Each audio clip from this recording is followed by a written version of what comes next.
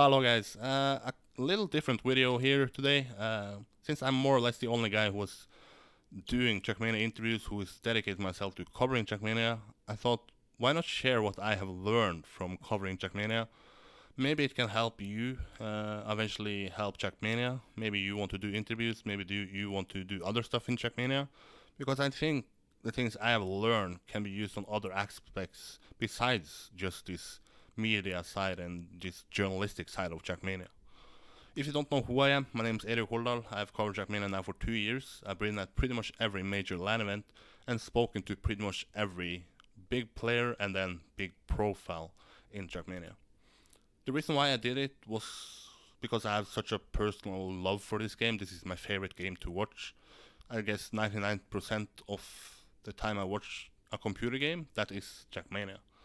And also, I had a personal curiosity about what sort of players does Trackmania have, what sort of profiles does Trackmania have. Because once you watch, let's say, once I watched my first LAN event, that was Gamers Assembly 2015, it was really cool to see the players play matches against each other. But once the event and the weekend was over, you sort of felt that you missed something. You missed the hype with pre-event interviews, and you missed the recap with post-event interviews.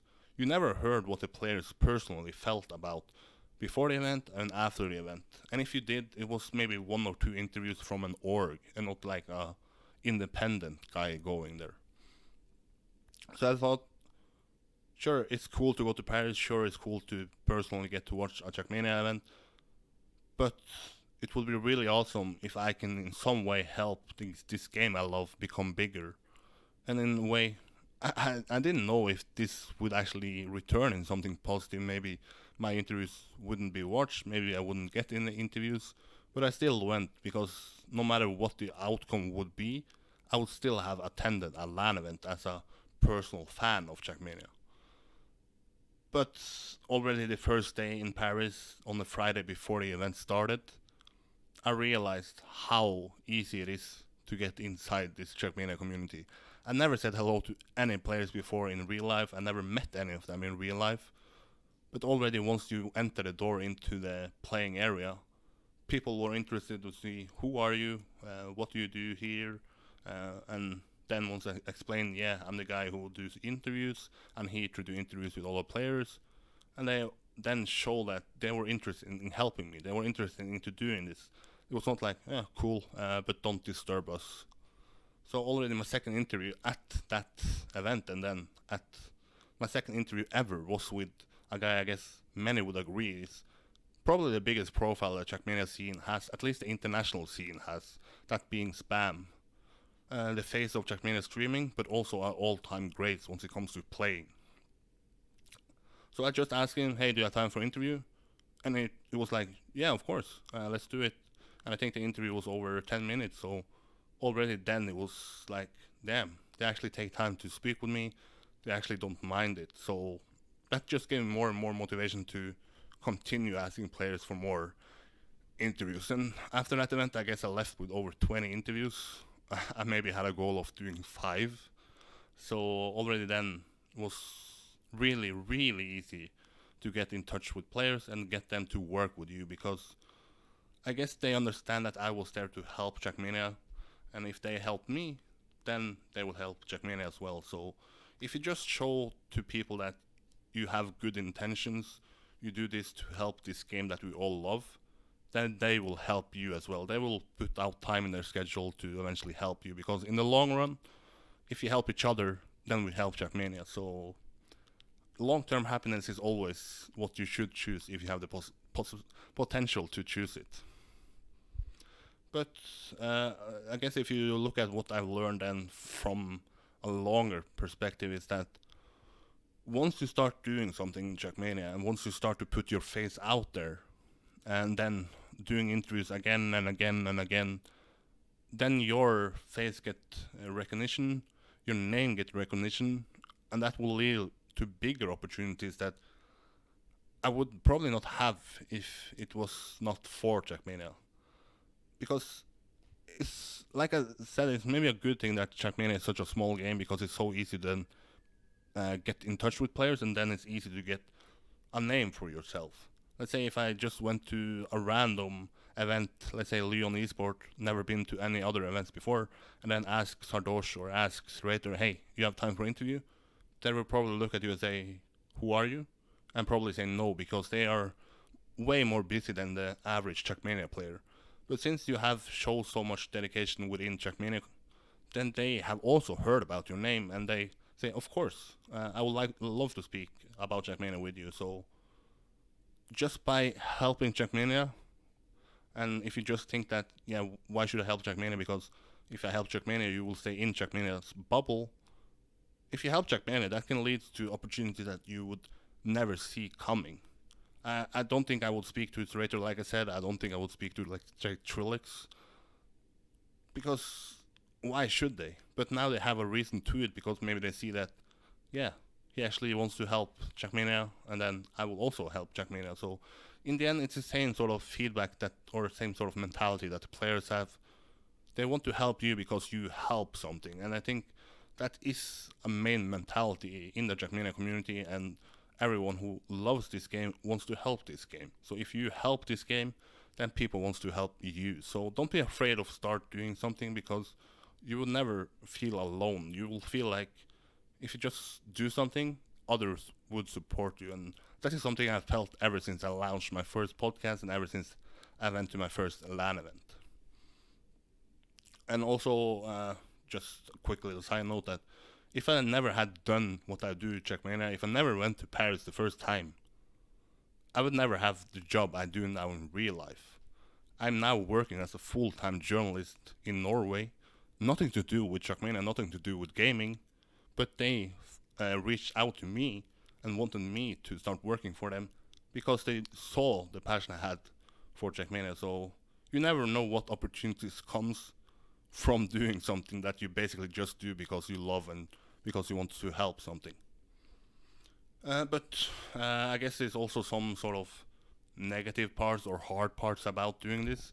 Because if you go into this and think that you will do this to become rich, to become famous, then I guess you will leave after a second event, because you realize that Trackmania is not about numbers, it's not about getting rich, it's just doing this for fun, it's just doing this because you want to help something. It's just I pick going to a LAN event in Trackmania as my holiday, and I don't want to go on a, let's say, or I want to go on a holiday, but I want to go more to a Trackmania event.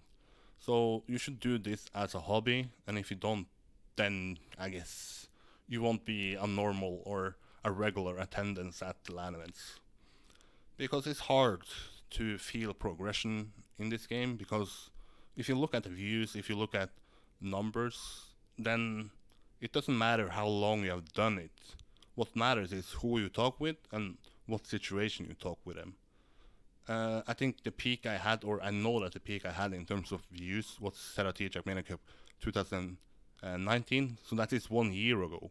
I feel that I'm a way better interviewer now than I was then, but still, I don't think any events in the near future will beat those numbers, simply because the attention around that cup is insane, and the situations you get to talk with Serrator, Carl Jr., is just gonna benefit from more and more views. So the only event that I think can beat it is the next ZRT that hopefully is gonna take place in a Core Hotels Arena. So you should never have the motivation of doing this for numbers, because then yeah, you will leave.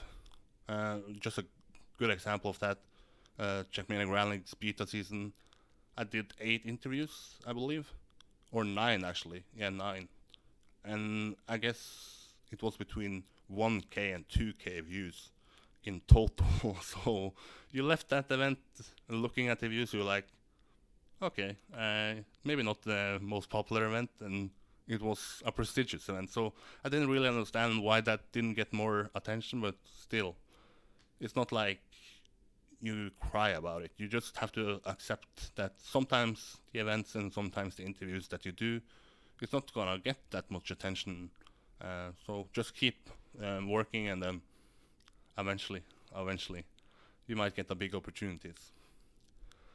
But if I look into the future about my own self in this game, and I've done it for 2 years, will I do it for another 2 years? I don't know. I don't want to promise that. I said that I will probably work until the Serati Trackmania Cup 2021, that being in a Holdal arena, and then recapping how much time I want to spend doing this. Like I said, I do this for fun, but at one point in life you have to think, how long do you want to do something for fun? How long do you want to spend some own money going to Paris? So eventually you have to see if there is a potential to work in Trackmania, or should you then just become a casual fan that is watching this from home and hope that somebody else is taking over doing what you are doing? Because I actually expected more people to start doing this once I did it, but it feels that maybe people now are even more relaxed because now they know that there is a guy who goes to events to interview, so why should I do it? I would really, really hope that in 2021 or once ever the corona situation is over, that I won't be the only guy who goes to events to interview, because then you can learn from each other. At the moment, I have to learn everything basically from myself, and I don't think that's healthy for me. I don't think that's healthy for the game. So maybe a goal for 2021, see this game, of course, grow and grow into a state where eventually I can earn something like somewhat of a living from it, because then eventually my hobby can become my job. But also to see that other people wants to do this what I'm doing, or just go there to take photography or videos or whatever. Just go to events to help Trackmania. So I don't know. I I try to share what I have learned from Trackmania now. I don't know if you learned something from this video, but the main takeaway is that it's really easy to get into Trackmania community. It's really easy to get in touch with the biggest profiles and the best players. Because if you show that you want to help, they want to help you, and it's really easy to sort of get a name in this community, and you can use that name to eventually take opportunities outside Trackmania. So it's not only a bad thing that this game is small, there is some positive things about it. If you have any questions more about what I've learned, or any situation in particular, hit me up and I will answer it, and tell me if you actually learned something from this video, because I'm starting to doubt it more and more. But yeah, that's it for today. If you are not subscribed on this channel, please consider it at least. And if you want to become a Patreon, feel free as well. There might be a little Patreon Trackmania tournament coming up, so it won't be a bad thing to go and support me on that website. Yeah. Anyway, bye bye.